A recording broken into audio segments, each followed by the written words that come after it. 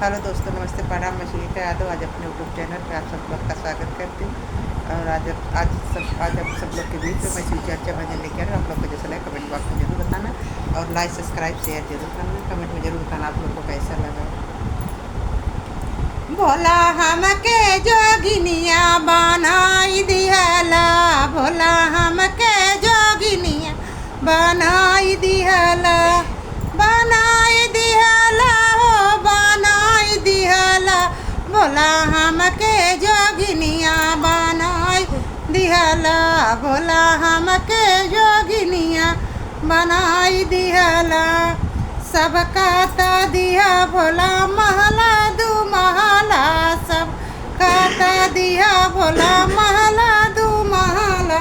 हमका झोपड़िया बताई दिहला, भोला हमके जोगिनिया बनाई दिहला, भोला हमके जोगिनिया बनाई दिहला, बनाई दिहला हो बनाई दिहला।